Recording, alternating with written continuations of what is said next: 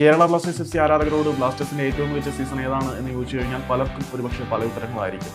ഞെട്ടിച്ചുകൊണ്ട് ഫൈനലിലേക്ക് വന്ന ആദ്യ സീസണാണോ?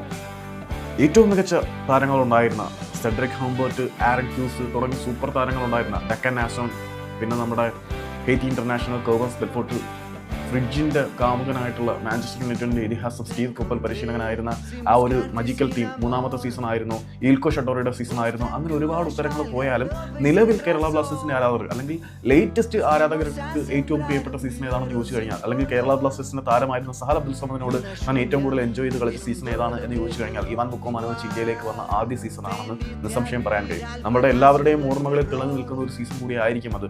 എന്റെയും ഏറ്റവും പ്രിയപ്പെട്ട സീസണുകളിൽ ഒന്ന് ഗോവയിലെ ബയോബബിളിൽ വെച്ച് നടന്ന ഇവാൻ ആശാന്റെ ആദ്യ സീസൺ ആയിരുന്നു. കേരള ബ്ലാസ്റ്റേഴ്സിന്റെ യുവ താരങ്ങൾക്ക് ഇതുവരെ ഇല്ലാത്ത വിധം ആത്മവിശ്വാസം താരങ്ങളുടെ സിരകളിലേക്ക് നിറയ്ക്കാൻ ഇവാൻ ആശാന് കഴിഞ്ഞിരുന്നു എന്ന് മലയാളി താരമായ സഹൽ അബ്ദുൽ സമദ് ഒരു അഭിമുഖത്തിൽ പറഞ്ഞിരിക്കുകയാണ്. കേരള ബ്ലാസ്റ്റേഴ്സിൽ നിന്നും അദ്ദേഹം മോഹൻ ബഗാനിലേക്ക് പോയത് ഇവാന്റെ സമയത്തായിരുന്നു. അതിനകത്ത് മാനേജ്മെന്റിന്റെ കുറെ കളികളും കാര്യങ്ങളൊക്കെ ഉണ്ട്, അതിനെക്കുറിച്ചൊക്കെ നമുക്ക് പിന്നീട് സംസാരിക്കാം. ഏതായാലും യുവ താരങ്ങൾക്ക് ഇതുവരെ ഇല്ലാത്ത വിധം ആത്മവിശ്വാസം നൽകിയ ഒരു സീസൺ ആയിരുന്നു ഇവാൻ ബുക്കോമാനോവിച്ചിന്റെ ആദ്യ സീസൺ. വളരെ വ്യത്യസ്തമായിട്ടുള്ള ഒരു അപ്രോച്ചിലൂടെ താരങ്ങൾക്ക് ആത്മവിശ്വാസം നൽകാൻ ഇവാന് കഴിഞ്ഞിട്ടുണ്ട്. ഇപ്പം അഡ്രിയാൻ ലൂണയുടെ മാസ്മരികമായിട്ടുള്ള പെർഫോമൻസ് കണ്ട ആ ഒരു സീസണിൽ ജോജോ പെരാഡൈസ് ആയാലും അൽവരോ വാസ്കസ് ആയാലും വളരെ മികച്ച രീതിയിൽ തന്നെ കളിച്ചതുകൊണ്ട് വളരെ മനോഹരമായിട്ടുള്ള ഒരു സീസൺ തന്നെയാണ്. ഏറ്റവും കൂടുതൽ എൻജോയ് ചെയ്ത സീസണും അത് തന്നെയാണ്.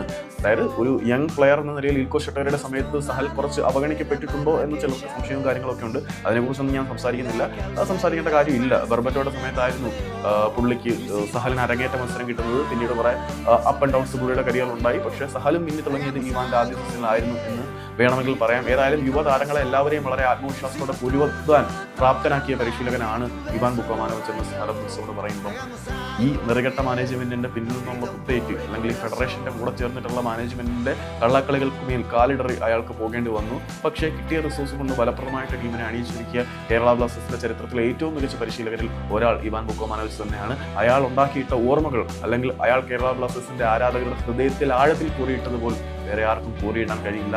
ഇവാൻ ബുക്കോമാനോവിച്ച് ബ്ലാസ്റ്റേഴ്സിന്റെ ഒരു ഇതിഹാസവും അത്ഭുതവും തന്നെയാണ്. അത് ആരാധകർക്ക് മാത്രമല്ല, സഹലിനെ പോലെയുള്ള താരങ്ങൾക്കും അങ്ങനെ